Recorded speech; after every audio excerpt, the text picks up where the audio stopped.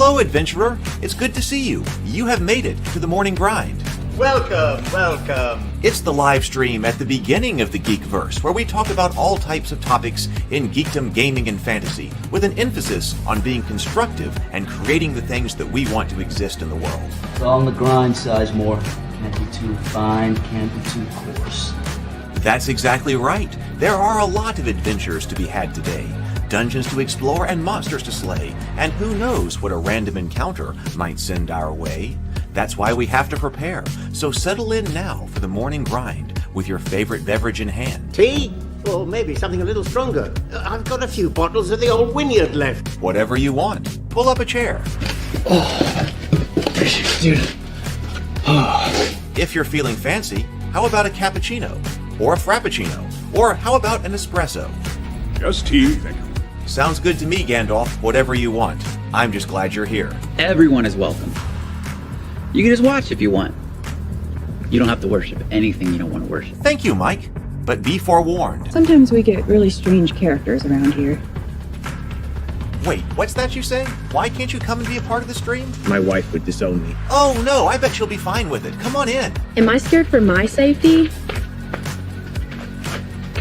No. What are we supposed to do? Everybody do the secret handshake.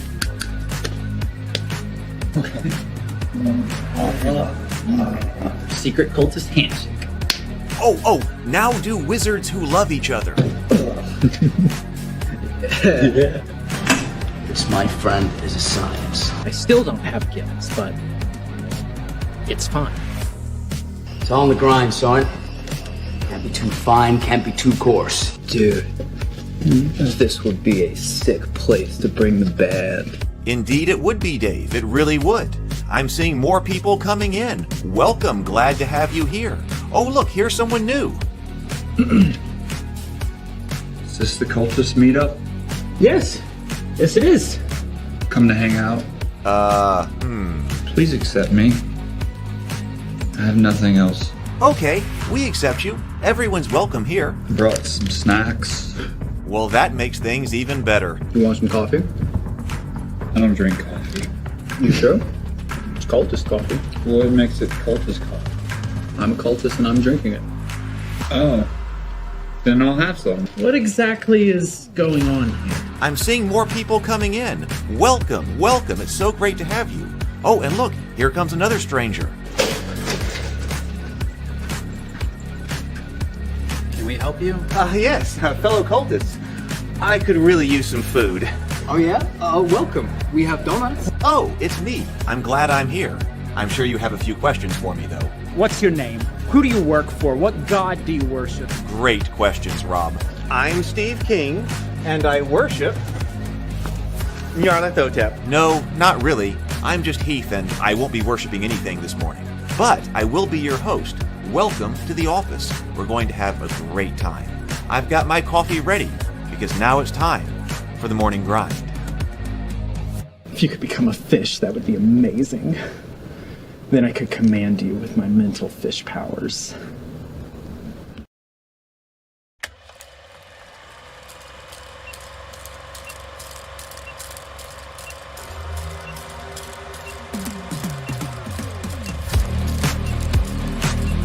Hello, adventurer. It's good to see you. You have made it to the morning grind.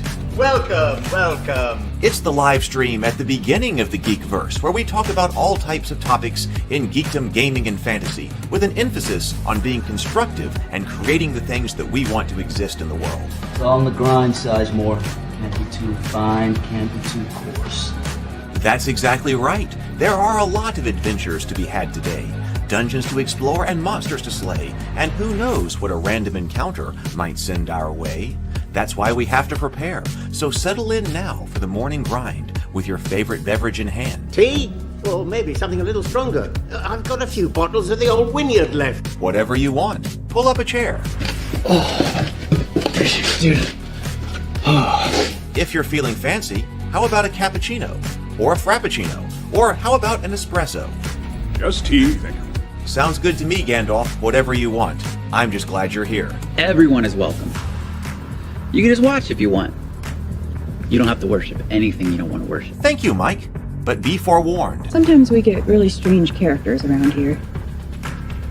Wait, what's that you say? Why can't you come and be a part of the stream? My wife would disown me.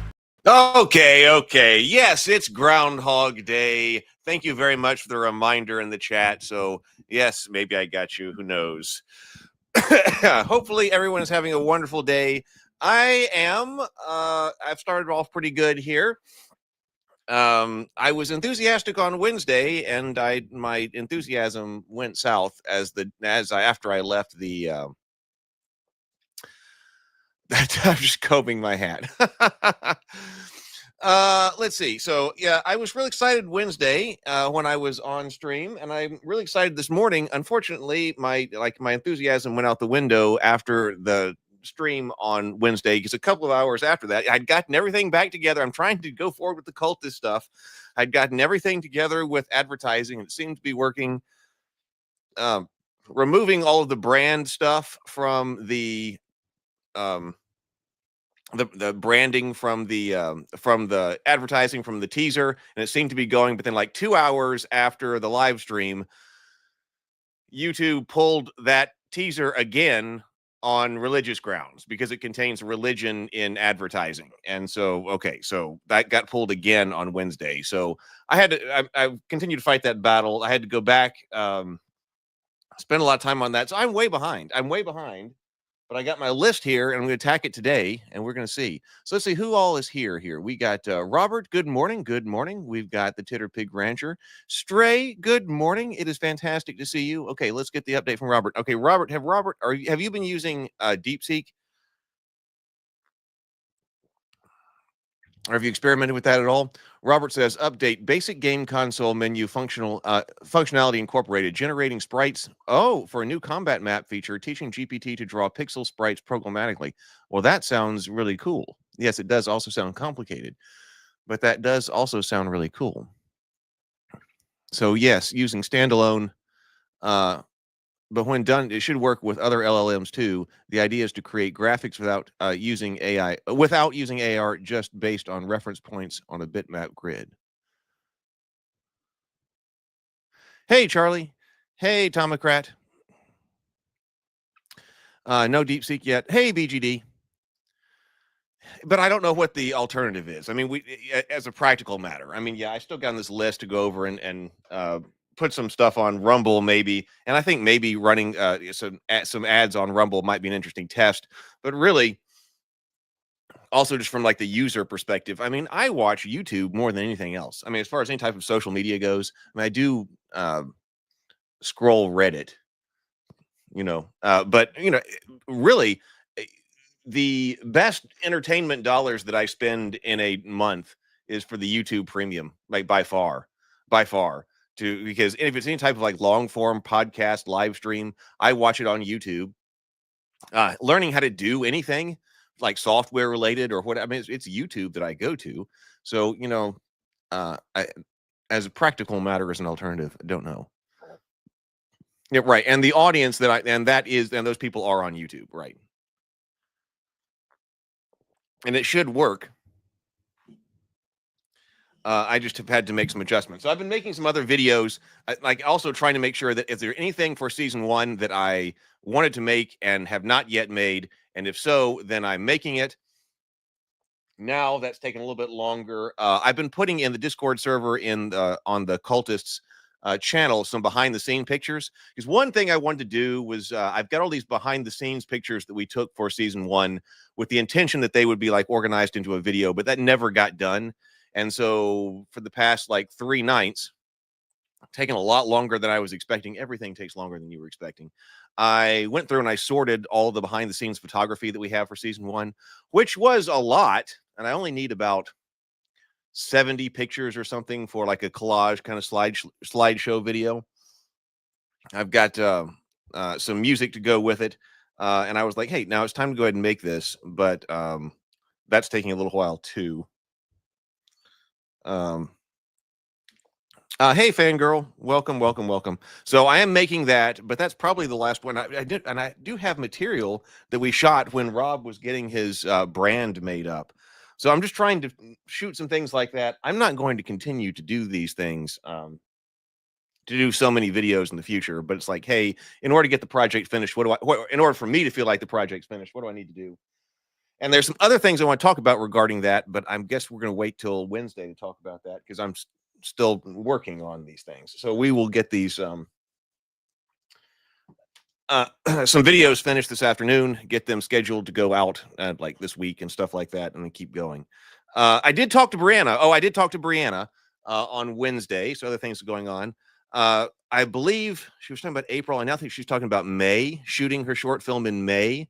So she is putting together a pretty good team for that. We had that meeting last Wednesday. She's got a director of photography she wants to work with. She's got a line producer that she wants to work with.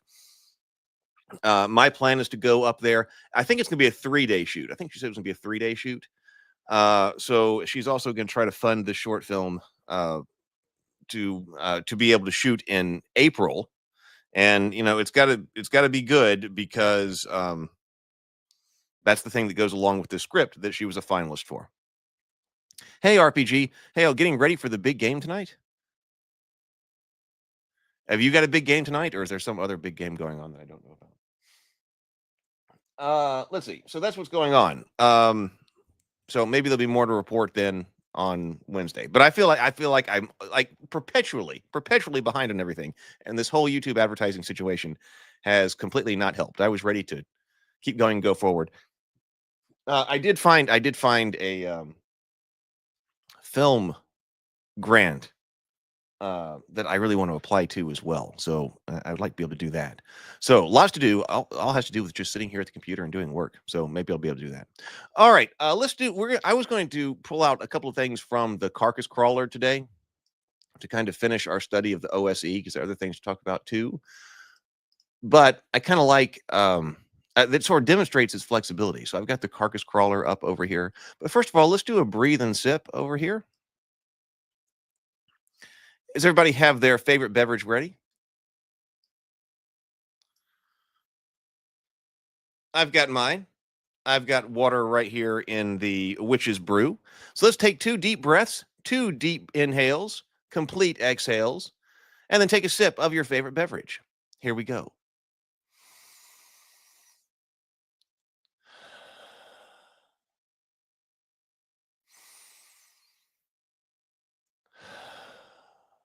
And sip.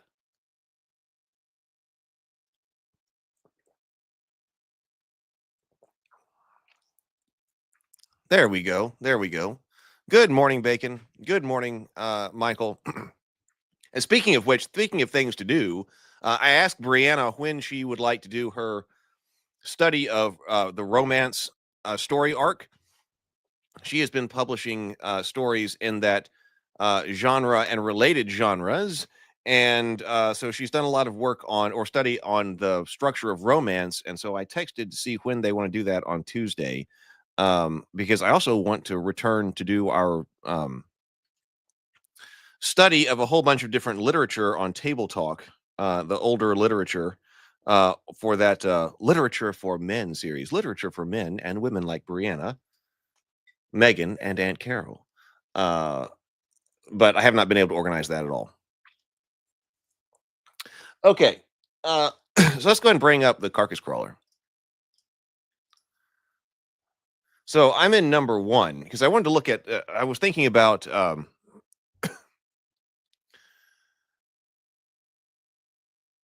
it seems like the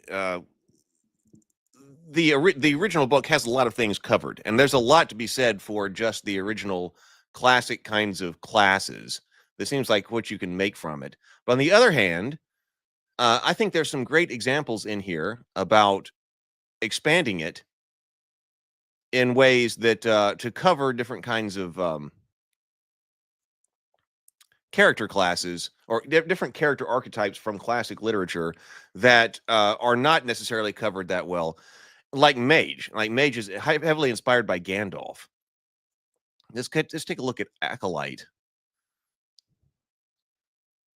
Okay, Acolyte, and it would go down. First of all, Acolyte. Okay, so this is a priestly kind of class.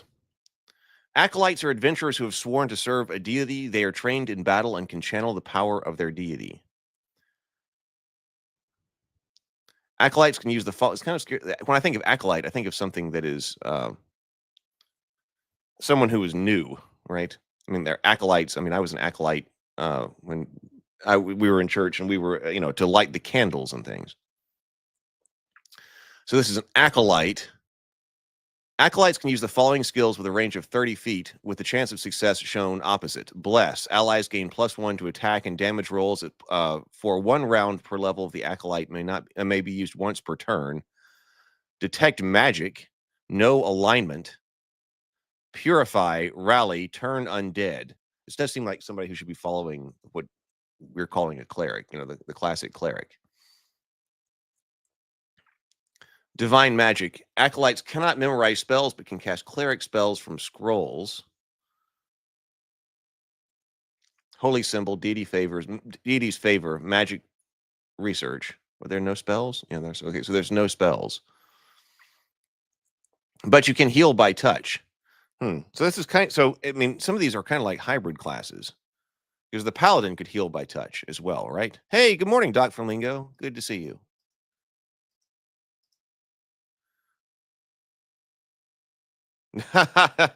BGD says, please, no acolyte, learn from Disney's mistakes.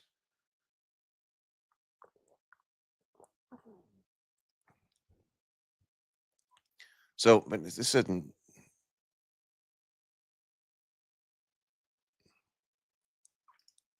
Miscellaneous magic effects. So they cannot memorize spells, but can cast clerical spells from scrolls. They may research other magical effects, though, and may create magic items from 9th level on. Acolytes can use magical scrolls of spells in the cleric list. They can also use magic items that are only usable by divine spellcaster, such as some magic staves.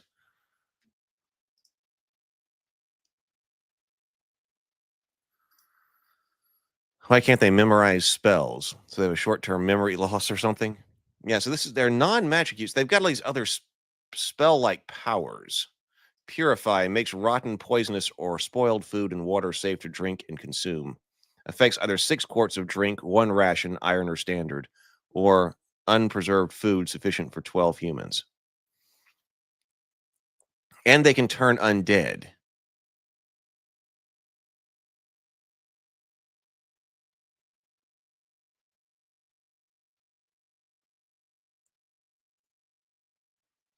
Interesting. Let's go look at the goblin.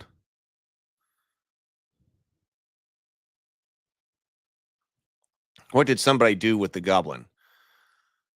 Minimum dex 9, minimum dex, prime requisite dex and strength. They're D6.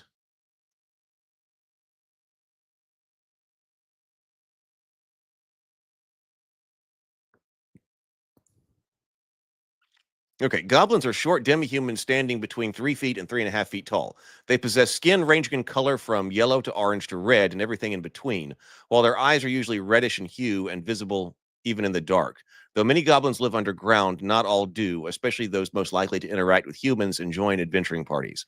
Goblins can be somewhat surly, and resentful when interacting with other beings, even with their own kin, like bugbears and hobgoblins. These attitudes are only heightened by the effect that many goblins, though not all, are aligned with chaos. Maximum level 8. All types of weapons and armor, no bows, longbows, or two-handed swords. +2 defensive bonus when attacked by something larger than them. I see that a lot on these smaller sized creatures. They get the detect construction, infravision, stealth. I saw somebody, I was watching or reading somebody, I believe it was on Reddit, who had swapped out like the elf infravision for like moon vision or moonlight vision or starlight vision or something like that. No, I think it was actually specifically the moon, because it wouldn't work when the moon is new.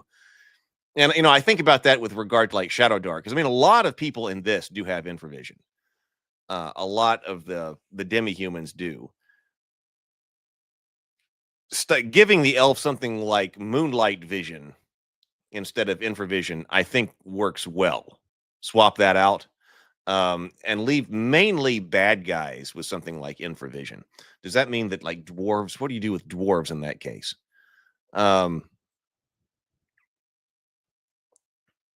Maybe something like dark vision or something, but maybe the actual infravision I would leave to the monsters kinds of thing. Now, this is supposed to be a playable race for a goblin, but I think there's something to be said for the Shadow Dark idea that only the bad guys actually have infravision. Everybody else is supposed to be scared of the dark, I think.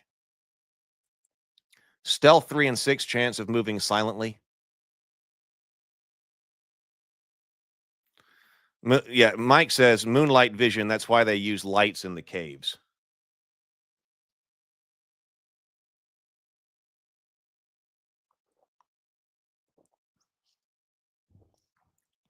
I've got to call my brother up and tell him, all right, so when are we coming over and start getting this started with the boys? I got a little bit of prep I got to do. Hey, Nathaniel, good morning. Good morning.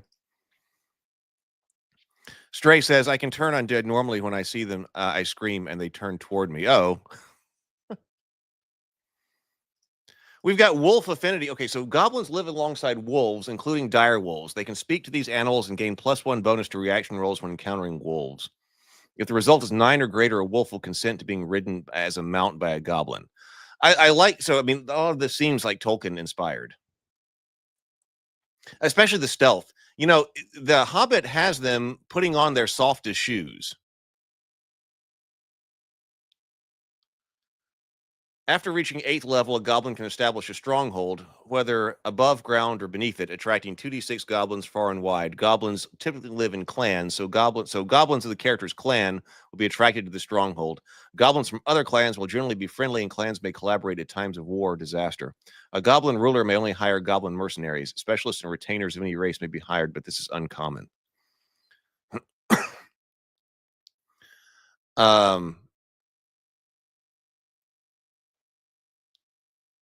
All right.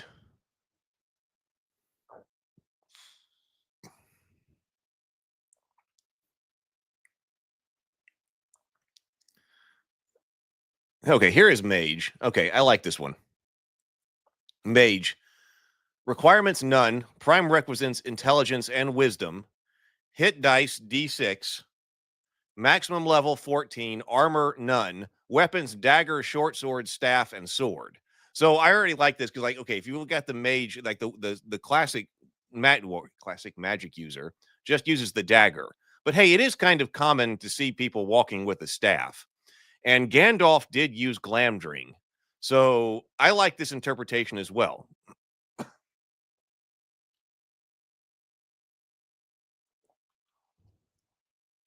Tinderpig Rancher says, I can see how this was a big influence on Kelsey's choices for the layout of Shadow Dark.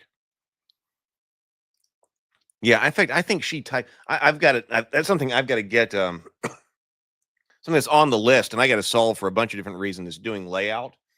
I've got InDesign, but I don't really. I mean, I only kind of know how to use it. I think she wrote most of that book actually directly into InDesign, the Shadow Dark. As I was watching her on her live streams, I think she's typing into InDesign. But I've either got to get much more proficient with book layout, or I need to send some material over to somebody else and say, hey, I need these books laid out. I started that. Brianna started working on that project, but just started, and then she got pulled away. That was several months ago. She started working on her own stuff, which is fantastic. So that kind of left me in limbo with the book layout.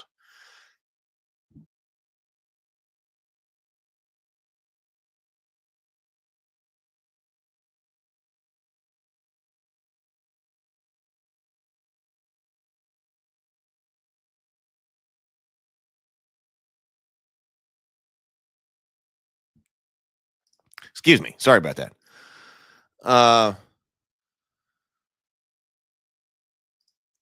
Right. She really knows that program well. When she was making classes on live stream, she did an InDesign. The great thing about that is that, well, I mean, you're doing your layout and your design at the same time, and, you know, and your actual creation at the same time. On the other hand, I like having the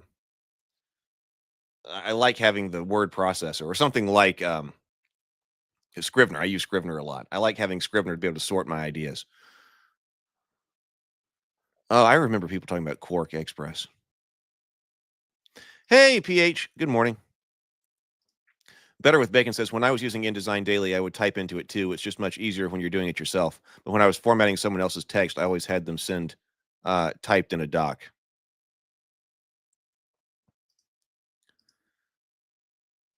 You know, something like this. I mean, a lot of these things, well, and with Shadow Dark as well, are intended to be like, okay, actually, a feature of this is that it's actually on one page, right? And so if you're designing directly, you're like, all right, this is going to be one page. So I'm in my layout software, and I can only make this one page.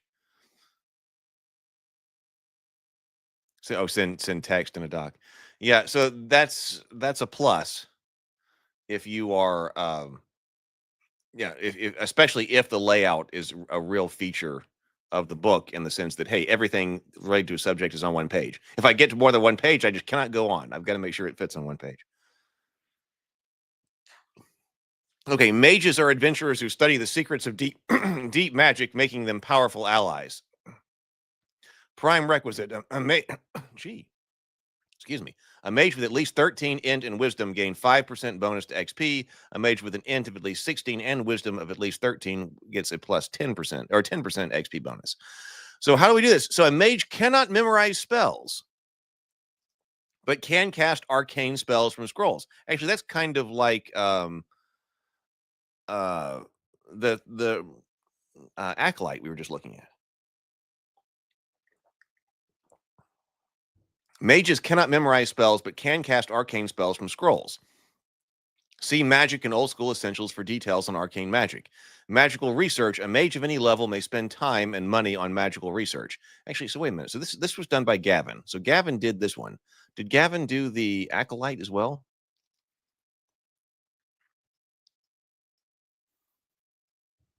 Yeah, Gavin did the acolyte as well. So this is, I guess the idea here was to do a more soldiery kind of cleric. I would really like to see his take on the priest kind of cleric, the real magic using kind of cleric.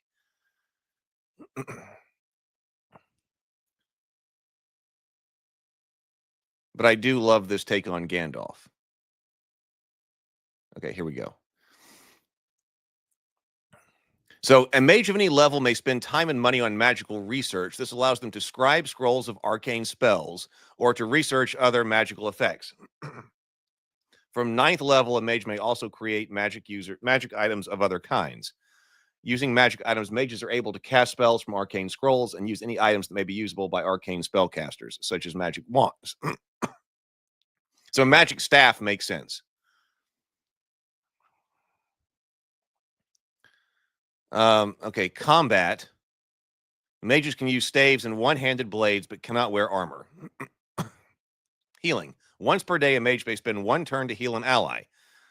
Interesting. This effect cures 1 HP per level or allows another save against a negative effect, a curse or poison.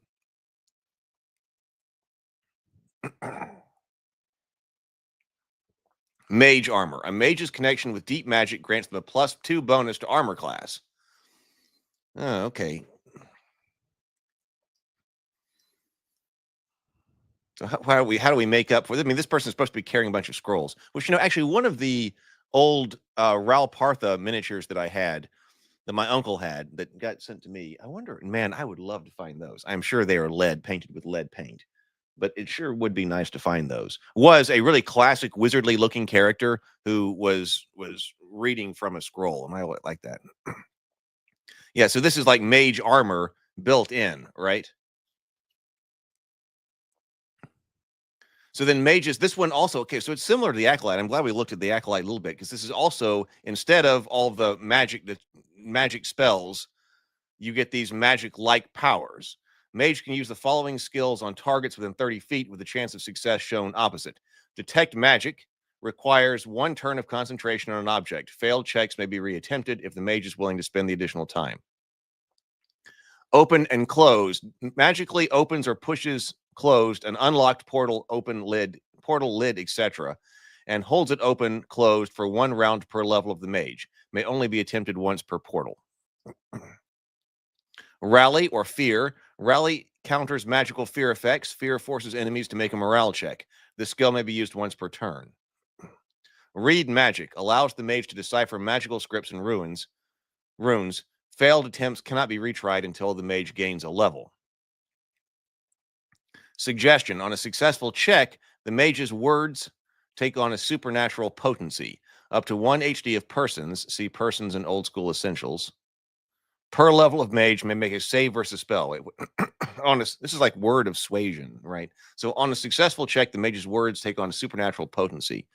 Up to 1 HD of persons per level of the mage may save versus spell or follow the mage's suggestion for 1 round per level of the mage. If the suggestion would endanger the subject, that subject automatically saves.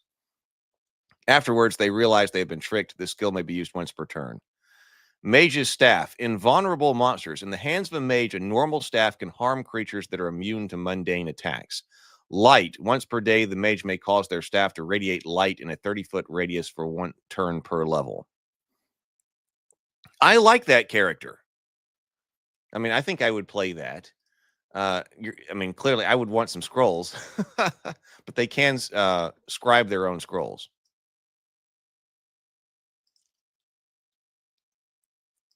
Keith says, good morning. I've been playing OSE Mage. Oh, you have been? I've been playing an OSE Mage, and only the DM has been using the book. Looks like our campaign is using a lot of homebrew rules.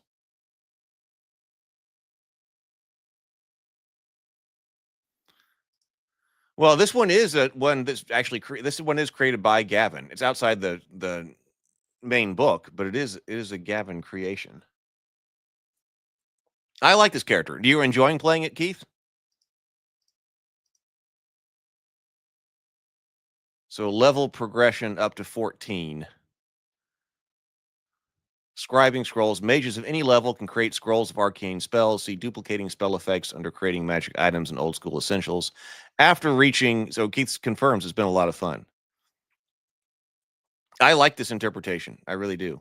After reaching 11th level, a mage may build a stronghold, often a great tower. 1d6 apprentices of level 1 to 3 will arrive to study under the mage. So here is our table of skill checks. Over here. I like that.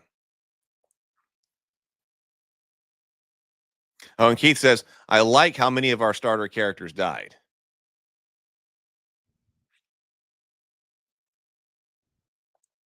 This one also includes rules for firearms. I want to look at how much time. Oh, you got plenty of time. Okay, I want to look at the elves and the other one.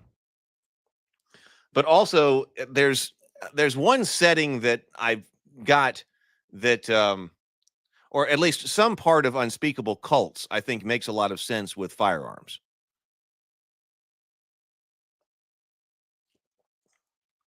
For some characters, I think like the Witch Hunter character with like a wheel lock, like we can see this right over here. Some types of firing mechanisms, matchlock, wheel lock, and flintlock. Like a wheel lock pistol would make sense. And Titterpig Rancher says, and D&D always has had firearms as a possibility. So we can introduce firearms into the OSE. Let's see. This says, very early guns were essentially handheld cannons, but this article skips ahead to the musket-style guns from the 1400s onward. The term musket is used for simplicity, although there are many names applied to these early guns.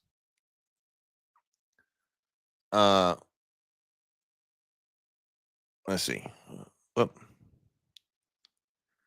The major advantage of firearms, which eventually made them dominant over bows historically, is their relative ease of use. Using a bow effectively takes extensive training, whereas firearms can be mastered in a short time. Non-martial classes may use a pistol, but no other firearms. Semi-martial classes may use a pistol, blunderbuss, or musket, but not a heavy musket. Martial classes may use any firearm. Clerics, the referee should decide whether or not firearms are prohibited by the religious doctrine of the clerics. Behavioral restrictions. Other classes may have special restrictions that limit their use of firearms despite theoretically being able to use them. For example, the Knight class in Old School Essentials Advanced Fantasy is prohibited from using missile weapons. This also precludes firearms. The referee should rule on such cases if they arise with other classes. We do have this category of martial, semi-martial, and non-martial, which people talk about this right here. For the sake of determining firearm usage, character classes are divided into 3 categories. Is this actually in the advanced part? If the category of each falls under the category each falls under is determined by the rate at which its THAC0 and saving throws improve as follows. As we talked about having like super martial. Martial classes gain an improvement to their THAC0 and saves every 3 levels. For instance, a fighter. Semi-martial every 4 and non-martial every 5.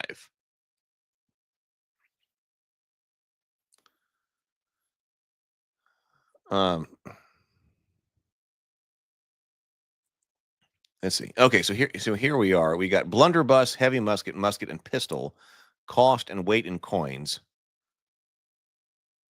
Oh no. Okay, so this is matchlock firearms, wheel lock firearms, and flintlock firearms. If the optional rules for detailed encumbrance is used, the listed weight of weapons is tracked. The listed weight of missile weapons already includes the weight of ammunition in its container.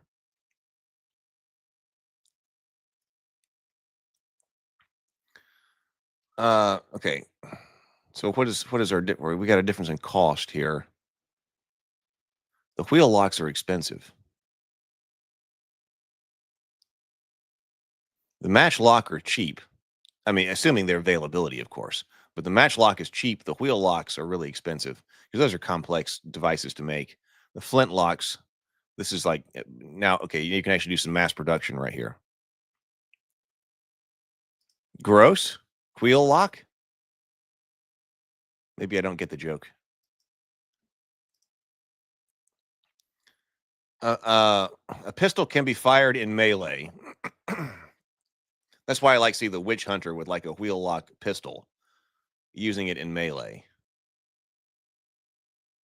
Musket, heavy musket. Heavy musket is a 2-handed gun with a barrel length of over 60 inches. It requires a forked prop to aim and fire. If fired without the prop, the attack roll is penalized by -2. Unlike the other firearms presented here, heavy muskets are too large and unwieldy to be used as a club in melee. The Titterpig Rancher says, anyone here getting that sense of deja vu? Hopefully you did this morning when the show started.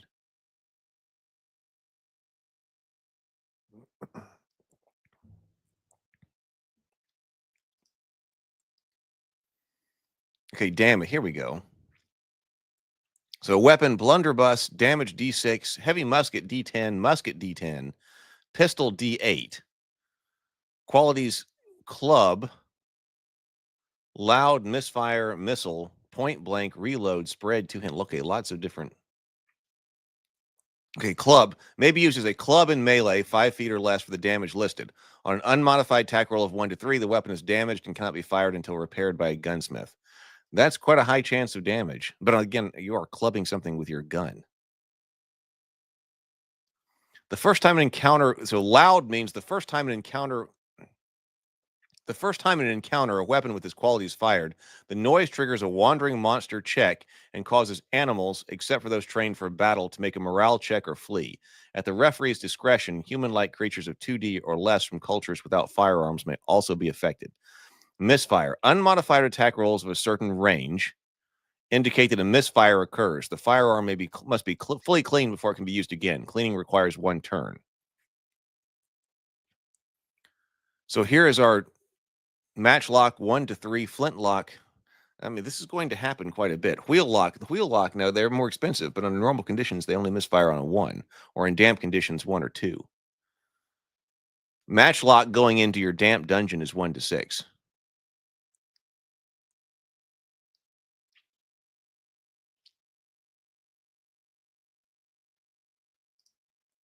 Keith says, the campaign I'm in, the mages use tattoos in place of spell books. We have to keep tomes, scrolls hidden from the general public. Coming across another mage can help you gain access to new spells. There was some setting for GURPS that used people tattooing spell books on themselves. Okay, armor pen. This is kind of what I was looking for. Loud, misfire, reload, slow, 2-handed. There, you Better with Bacon says, I'm not getting deja vu, but I do have a nagging desire to watch Bill Murray films.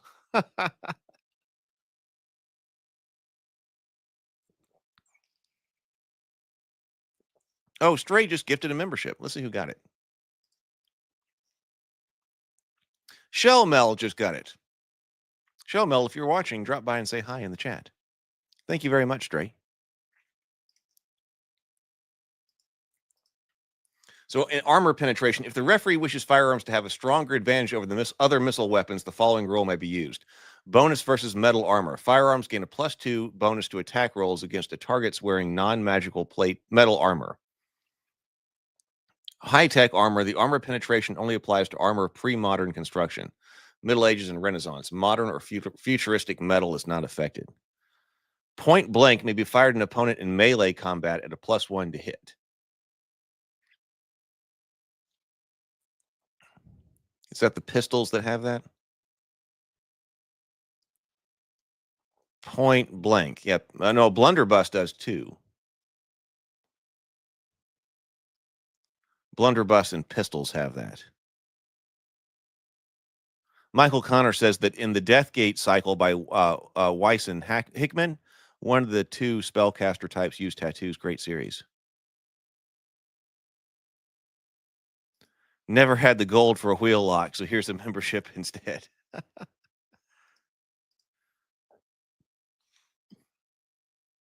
Reload requires a round to reload between shots, can only be fired every second round. Slow, the character acts last in each combat round. Spread, at medium or long range, targets of all creatures in the area at least 5 feet square in medium range and a 10-foot square at long range. Make a single attack roll and compare against each target's AC, rolling damage for each target. Two-handed requires 2 hands. Target cannot use a shield. This book does have, or this magazine also has optional rules for the fighters. Groups who prefer fighters to have a little more mechanical complexity may allow characters to select one of the following combat talents at 1st, 5th, and 10th level. Cleave, Defender, Leader, Main Gauche, Slayer, Weapon Specialist. So that actually includes that. So there's the specialist right there. The fighter is an expert with a specific type of weapon chosen by the player, such as maces, two-handed swords, longbows, etc., and getting +1 attack and damage bonus using this particular type of weapon. If using optional weapon proficiency rules, like we talked about in Advanced Fantasy, do not use that.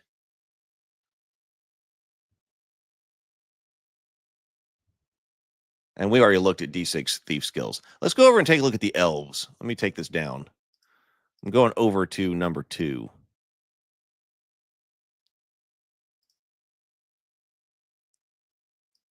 Here it is.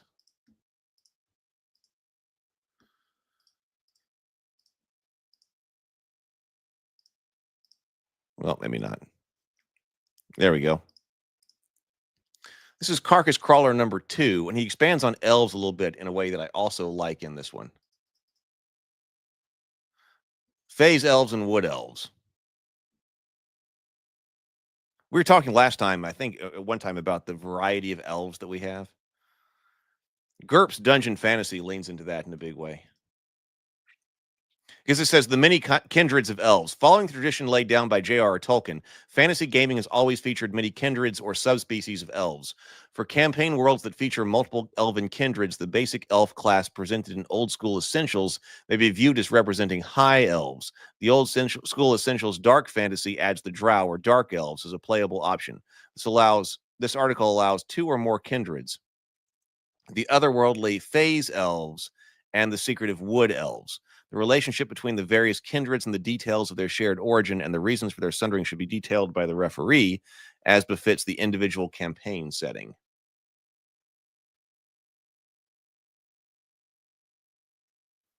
This says too many options. The new classes, this is the case right here with all these expansions. The new classes and races in this article are entirely optional. Some groups love a wide selection of character types, relishing the variety that offers. Other groups prefer a more limited number of options. As always, do what makes your games most enjoyable for your group.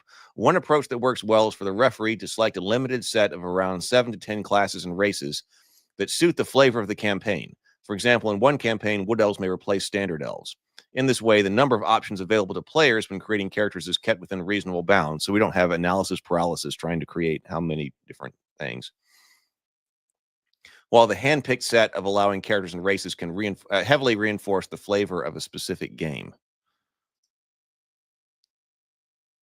So Phase Elves says the Old School Essentials is principally inspired by the 1980s Basic Expert game and the 1970s Advanced First Edition game. The Phase Elf class, however, is inspired by the 1974 Original Edition game with its idiosyncratic rules, whereby a player character elf is able to switch between the fighter and magic user classes in between adventures. Oh, okay. So Wood Elf. Secretive elves dwelling in the wild, sylvan forests are undoubtedly one of the most commonly encountered tropes in fantasy fiction. While it's possible to use the standard Old School Essentials elf class to represent such woodland denizens, that class and a heavily armored wielder of powerful arcane magic is not especially a good match for the trope. The Wood Elf class presented here is a better fit, with druidic magic and a range of abilities suited to life in the deep forest. Okay, so we do have separate race and class optional.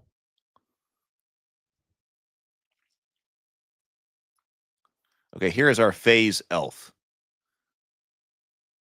Minimum strength 9, intelligence and strength prime requisites D6, maximum level 10. Phase Elves are slender fey demi-humans with pointed ears. They typically weigh between 120 pounds and are between 5.5 and 6 feet tall. Their hair tends to be violet or silver, and their eyes are either pure black or pure white, without an iris or pupil. Phase Elves originate from an alternate dimension which is inaccessible to other races, and about which they never speak. In their arc, is this like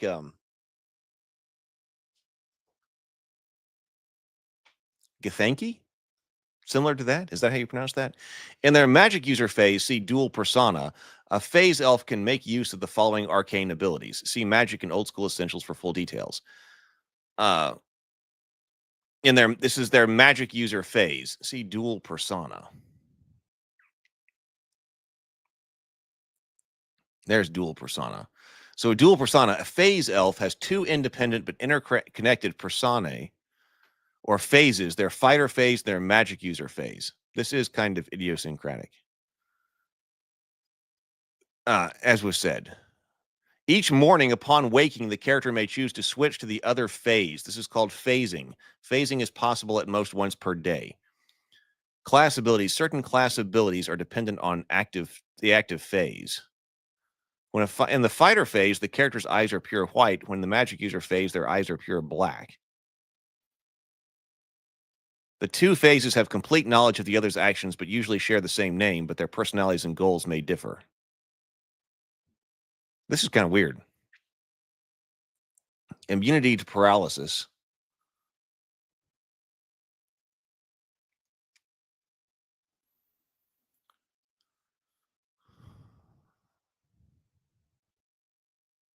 A Phase Elf's combat ability depends on which phase they're in. Fighter phase, the Phase Elf can use all types of weapons and armor. In the magic user phase, they can only use daggers and are unable to use shields or wear any kind of armor.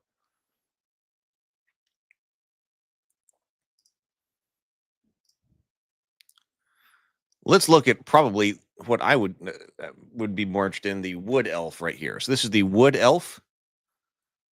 Minimum Dex 9, minimum Int 9, Dex and Wisdom. Prime Rex, D6, maximum level 10.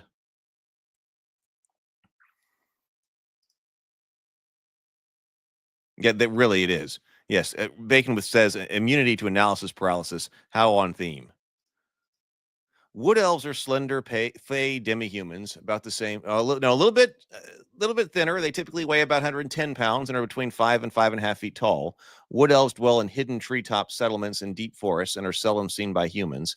They are reclusive and defend their homeland against trespassers. Like druids, Wood Elves worship the forests of nature and the myriad deities that personify it. Wood Elves are only surprised on a roll of a 1. This may mean that a Wood Elf is able to act in the surprise round when their companions are surprised. Because of their need for stealth and free movement, Wood Elves cannot wear armor heavier than leather. They can use shields and any weapon. Detect secret doors. Wood elves have keen eyes that allow them, when actively searching, to detect hidden and secret doors with a 2 in 6 chance. Deity disfavor. Wood elves must be faithful to the tenets of their alignment and religion. Wood elves who fall from this favor may incur penalties. They have magical research. A wood elf of any level may spend time and money on magical research.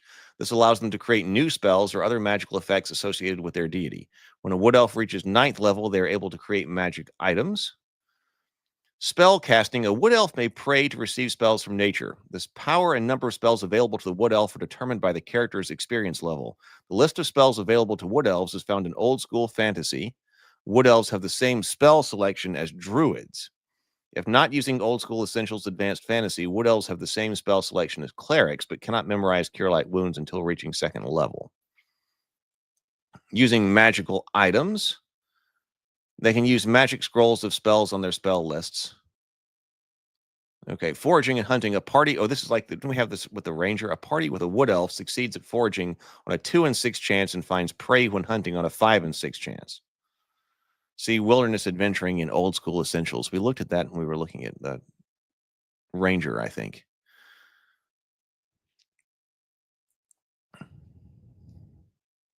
Saving throws, spells. Wood elves have the uncanny ability to disappear from sight. In woods or undergrowth, a wood elf can hide with a 90% chance of success. Immunity to ghoul paralysis. Wood elves are completely unaffected by the paralysis that ghouls can inflict. Also, classic elven, once again, elven ability here. Infravision. This is what I would replace with like the moon vision. Yeah, absolutely.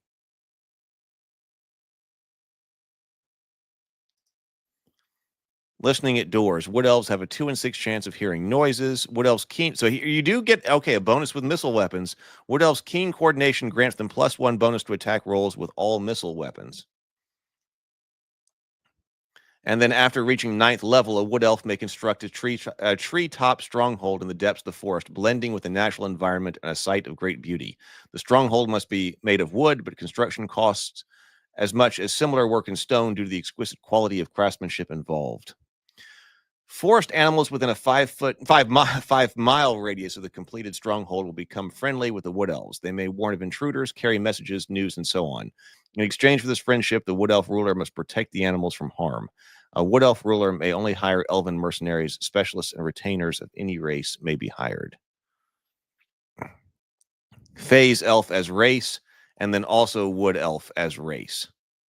So if you're playing with the separate race and classes, then the available classes for the wood elf are acrobat, assassin, druid, at the referee's option, fighter, magic user, ranger, and thief.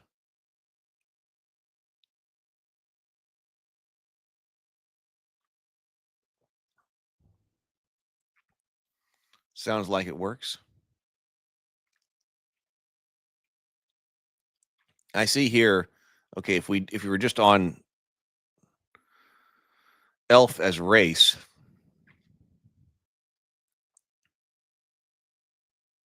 I don't see the stuff about foraging and stuff. So that would be if you are specifically the ranger. Town, let's see what else is in this. This is Carcass Crawler number 2.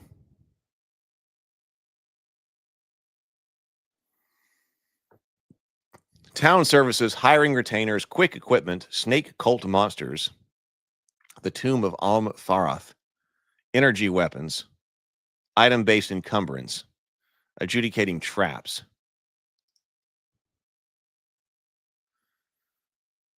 Introducing energy weapons and energy guns, like just the classic ray gun, I guess.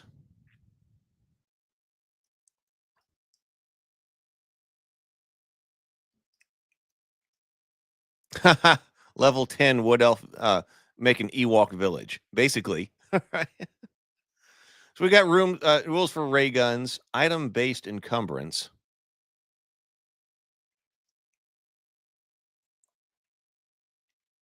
Because this is using weight and coins.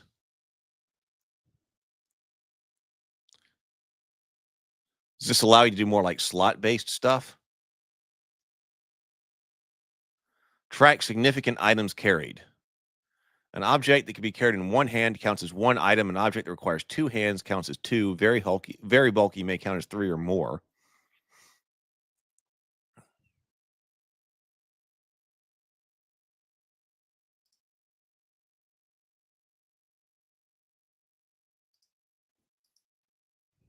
How many can you? Oh, item-based encumbrance. Okay, so here's how many equipped items you've got. Movement rate is determined by the number of items carried as shown in the item-based encumbrance table. Characters' equipment and packed items should be both looked up on the table and the slower movement rate used. So here's your equipped item number. Equipped items versus packed items. Where did we see that? Okay, right here. No, right here. Okay, so this is important. Each item carried is classified as equipped or packed.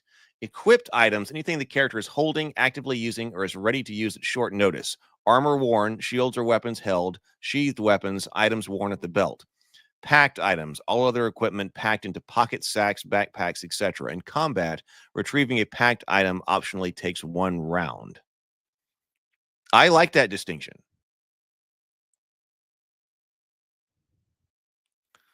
So, like, if you want the lowest level of encumbrance, you can get 0 to 3 equipped items and 0 to 10 packed items.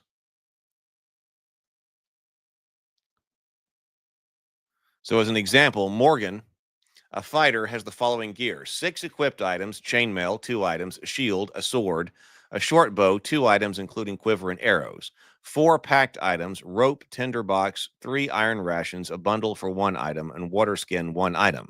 Looking at the encumbrance, Morgan's 6 equipped items puts her movement rate at 60 feet, 20 feet, and her packed items at 120, 40. She thus has a movement rate of 60-20, the slower of the two.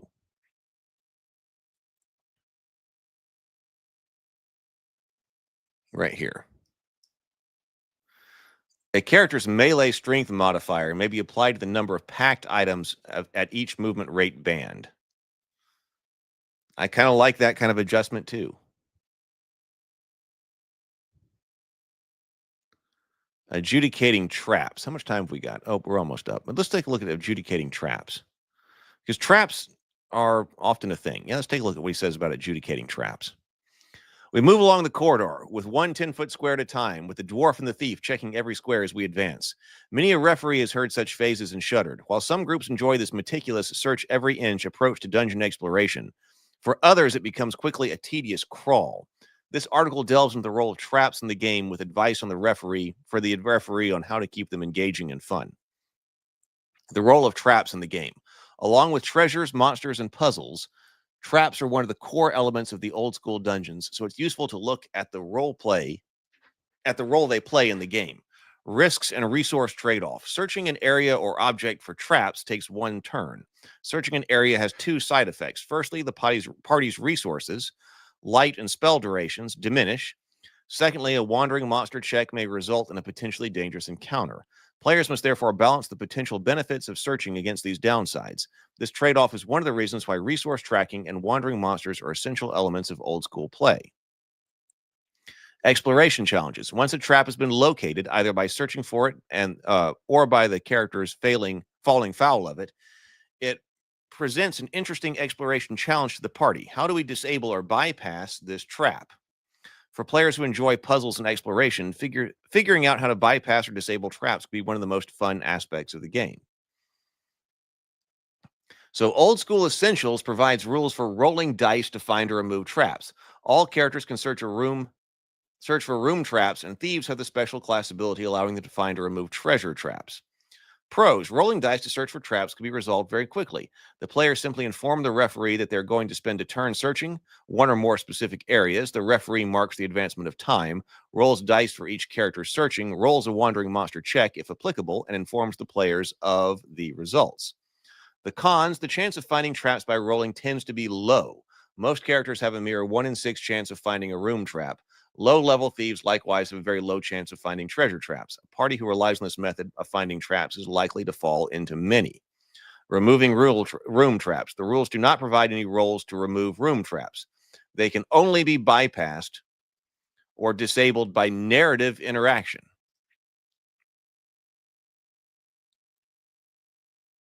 Right, as time is so important.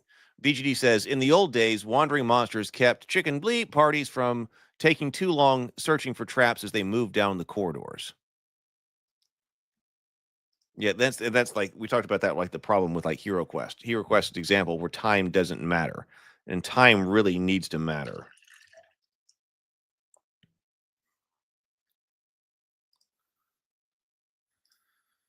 Oh. Whereas narrative interaction, players may try to find, bypass, or disable traps by describing their actions in the imagined world. PCs can thus often deal with traps without rolling dice, relying instead upon the referee's adjudication of actions based on knowledge of the working of any traps present. Some example, water poured over a floor may trickle down cracks, revealing a pit trap. A heavy object thrown into a section of the floor may trigger a pressure plate. Smashing the lock of a chest with a warhammer may destroy a delicate poison dart trap without triggering it. Tapping a head with a 10-foot pole may trigger a tripwire. Pros. Handling traps via narrative interaction is often very effective, parties being able to detect or avoid traps purely by clever tactics without risking recourse to random dice rolls. Devising cunning ploys for discovering traps and harebrained schemes for bypassing them is also a lot of fun. The cons are detailed narrative interaction with the dungeon environment can take time.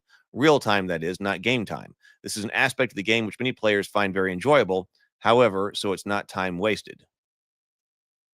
I don't know. The referee must judge how much time passes when using such methods.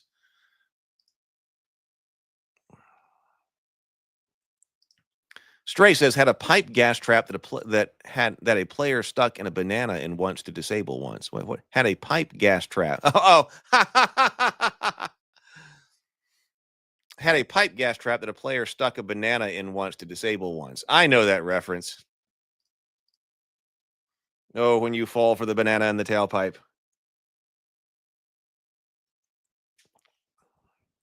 Thank you, BGD. BGD says, please remember to like the stream and help Heath's channel reach new audiences. Thank you for the reminder. So making traps fun. Yeah, okay. Yeah, let's make sure that the traps are something that's fun, because this may not be fun. Also, like, what are you doing to put, like, when should there be traps and when should there not be traps? If there's probably something that's like an active, monsters are moving around in an active way. One way to say, oh, they just never disable, they never trigger the trap. But like, are you really going to put like a death trap in the hallway that you walk up and down every day? Making traps fun. Clues and telegraphing. A great way to emphasize the role of traps as a fun exploration challenge is to place clues as to their presence. Some examples. Characters notice a chemical odor emanating from a pit filled with acid. A bisected skeleton lays on the floor, killed by a nearby scything blade trap. Traps failing to spring.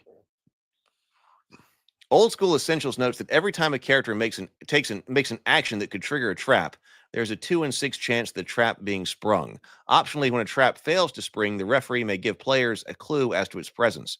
For instance, they may hear a click or feel the movement of a pressure plate, as the presumably old rusty trap is almost but not quite fully triggered. Verisimilitude. Another simple way to give players hints is to Another simple way to give players hints as to where to search for traps, thus avoiding the we search every square approach, is to place them in locations that make sense given the layout and inhabitants of the dungeon. I think this is a big part of that too. Some examples. Doors to treasure vaults or important tombs may be guarded with traps. Monsters are unlikely to place traps in corridors where they frequently traverse. Didn't I just say that? Okay, it's exactly what I just said. So I agree with that. If this approach is used consistently in appropriate dungeons, clever players can gain knowledge of traps in advance by charming monsters, interrogating captured dungeon denizens, and so on. Non-lethal traps. Not all traps need to kill or inflict damage. Traps which cause interesting problems for the party can also be fun, such as characters are trapped in a net for capture by intelligent monsters. Ewoks again. Ewoks just came up again. A trap transports characters to a hidden or dangerous part of the dungeon. Savoring character death. Finally, it's important to note that character death is an intrinsic part of old school play, especially at low experience levels. Players are advised to learn to enjoy this tragic, comedic, or gruesome deaths of their characters. BGD says a trap can be used in such a broad sense. A trap can be an obvious, unhidden obstacle around which the PCs operate. A trap can be a monster that doesn't clearly evince its actual threat level.